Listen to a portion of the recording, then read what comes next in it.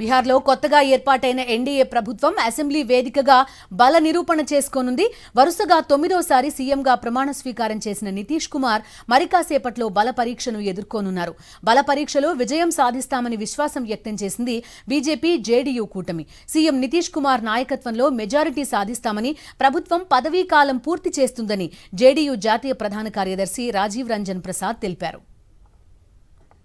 బల పరీక్షకు ముందు పట్నాలో జరిగిన జేడీయూ శాసనసభాపక్ష సమావేశానికి 3 ఎమ్మెల్యేలు గైర్హాజరు కావడం చర్చనీయాంశమైంది. అలాగే ఎన్డీఏ కూటమికి మద్దతిచ్చిన మాజీ సీఎం జతిన్ రామ్ మాంఝీ అందుబాటులో లేకపోవడం కలకలం రేపింది. వీరంతా ఆర్జేడీ నేతృత్వంలోని మహాకూటమి గూటికి చేరారన్న వార్తలు గుప్పుమన్నాయి. అయితే కేంద్ర మంత్రి నిత్యానంద రాయ్తో కలిసి మాంఝీ అసెంబ్లీకి చేరుకోవడంతో ఉత్కంఠకు తెరపడినట్టయింది. తమకు 127 మంది ఎమ్మెల్యేల మద్దతుందని ప్రకటించారు సీఎం నితీష్ కుమార్. బీహార్ అసెంబ్లీలో బల పరీక్ష నెగ్గేందుకు ఆయనకు 122 మంది ఎమ్మెల్యేల మద్దతు అవసరం. దీంతో నితీష్ సర్కార్ విశ్వాస పరీక్షలో గట్టెక్కేలానే కనిపిస్తోంది. బల నిరూపణ చేసుకోబోతున్నారు బీహార్ సీఎం నితీష్ కుమార్. ఇవాళ బీహార్ అసెంబ్లీలో ఏం జరగనుంది? ఆయన ప్రభుత్వాన్ని నిలబెట్టుకుంటారా, ఫుల్ టర్మ్ పూర్తి చేసుకుంటారా? ఇవే ప్రస్తుతం క్వశ్చన్స్ గా కనిపిస్తున్నాయి. పూర్తి డీటెయిల్స్ అడుగుదాం. మా కరెస్పాండెంట్ వెంకటేష్ ఫోన్ లైన్ లో ఉన్నారు. వెంకటేష్, ఒక థిన్ లైన్ పైన ప్రస్తుతం బీహార్ ప్రభుత్వం ఉండేలా కనిపిస్తోంది, కేవలం 127 మందితోటి. ఎలాంటి వివరాలు ఉన్నాయి మీ దగ్గర? ఎంతవరకు విజయావకాశాలు ఉన్నాయి నితీష్ కుమార్కి? బీహార్ సీఎం నితీష్ కుమార్ ప్రభుత్వం ఈరోజు బల పరీక్షకు నిలబడబోతోంది. సో ఓట్ ఆఫ్ కాన్ఫిడెన్స్లో ఖచ్చితంగా తాము గెలుస్తామన్న ధీమాను నితీష్ కుమార్ వ్యక్తం చేస్తున్నారు. రెండు పార్టీలకు, ఇటు నితీష్ కుమార్ పార్టీకి అలాగే బీజేపీకి కలిపి 128 మంది ఎమ్మెల్యేల బలం ఉంది. కాబట్టి మెజార్టీ మార్కు 122. సో మెజారిటీ కంటే సభ్యుల బలం ఎక్కువగా ఉన్నటువంటి నేపథ్యంలో తమ ప్రభుత్వం ఖచ్చితంగా గెలిచి తీరుతుందనేటువంటి ఒక విశ్వాసంతో ఉన్నారు. అయితే చివరి నిమిషంలో కొద్దిమంది ఎమ్మెల్యేలు మిస్ అయ్యారనేటువంటి ఒక సమాచారం వస్తుంది.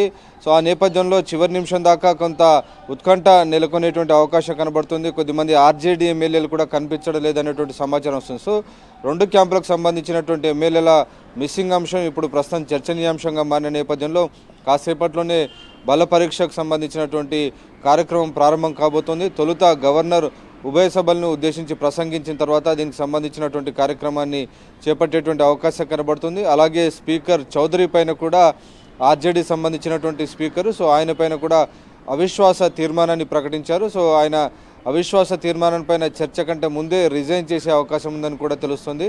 సో ఒక ఎంబరాస్మెంట్ క్రియేట్ అయ్యేటువంటి అవకాశం ఉంది. కాబట్టి అవిశ్వాస తీర్మానం కంటే ముందే ఆయన రాజీనామా చేసేటువంటి అవకాశం ఉందని తెలుస్తుంది. సో ప్రస్తుతం ఉన్నటువంటి సమాచారం మేరకు మాత్రం కాంగ్రెస్ పార్టీకి 19 సీట్లు, సిపిఐఎంఎల్కు 12, సో సిపిఐకి 2 సీట్లు ఉన్నటువంటి పరిస్థితి. అలాగే ఆర్జేడీ పార్టీకి 79 మంది ఎమ్మెల్యేల బలం ఉంది. సో మొత్తానికి విపక్షాల బలం చూస్తే కేవలం 114 మంది ఎమ్మెల్యేల బలం ఉంది. సో మెజారిటీ మార్క్ కంటే చాలా తక్కువగా ఉన్నారు, 122 కావాలి. సో 8 మంది ఎమ్మెల్యేల బలం తక్కువగా ఉన్న నేపథ్యంలో జతిన్ రామ్ మాంఝీ పార్టీ ఇందులో కీలకంగా మారుతుంది. 6 ఎమ్మెల్యేలు ఆయనతో ఉన్నారు. సో ఆయన అయితే క్లియర్గా ఎన్డీఏను విడిచి బయటికి వచ్చేటువంటి ప్రసక్తి లేదని ప్రకటించినటువంటి నేపథ్యంలో బీహార్లో నితీష్ కుమార్ ప్రభుత్వం ఈ బల పరీక్షలో చాలా సునాయాసంగా నెగ్గేటువంటి అవకాశాలు కనబడుతున్నాయి. సో దీన్ని ఆధారంగా చేసుకుని వచ్చేటువంటి లోక్సభ ఎన్నికల్లో కూడా ఎన్డీఏను మరింత బలోపేతం చేసే దిశగా ఈ రోజు జరిగేటువంటి బల పరీక్ష ఉపయోగపడుతుందని అంచనా వేస్తున్నారు. నితీష్ కుమార్ ఎన్డీఏలో చేరిన తర్వాత ఇతర పార్టీలు కూడా ఎన్డీఏలో చేరేందుకు ఆసక్తి చూపిస్తున్నటువంటి పరిస్థితి మనం చూస్తున్నాం. ఇట్లాగే ఇటు ఉత్తరప్రదేశ్లో ఉన్నటువంటి INLD party, Indian national Lok Dal party కూడా ఎన్డీఏలో చేరుతుంది. అలాగే ఒకవైపు అకాలీదళ్తో కూడా ఎన్డీఏ చర్చలు జరుపుతున్నటువంటి నేపథ్యంలో నితీష్ కుమార్ రాక ఎన్డీఏలోకి ఆయన చేరడం డెఫినెట్గా హిందీ పాలిత రాష్ట్రాల్లో, హిందీ బెల్ట్లో, హిందీ రాష్ట్రాల్లో డెఫినెట్గా ఎన్డీఏ బలం పుంజుకునేటువంటి అవకాశం ఉంది. సో దానికి ఈరోజు జరిగేటువంటి బల పరీక్షలో సునాయాసంగా నెగ్గేటువంటి విశ్వాసం ఉందనేటువంటి వ్యక్తం చేస్తున్న నేపథ్యంలో ఈ పరీక్ష ఎన్డీఏకు ఒక బలాన్ని ఇచ్చేటువంటి అవకాశం కనబడుతుంది. Okay Venkatesh, thank you.